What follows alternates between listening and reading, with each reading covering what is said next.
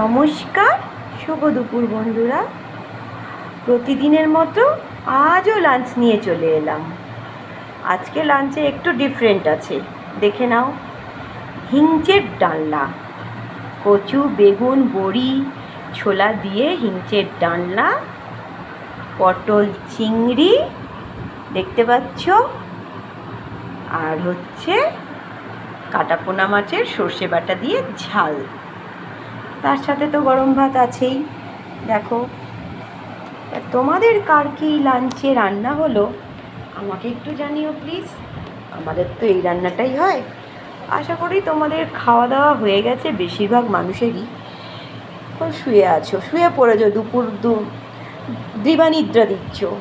আমাদের বিকেলবেলা খাওয়াই হয়, সেই জন্য আমার ভিডিওটা ছাড়তেও এত দেরি হয়ে যায়।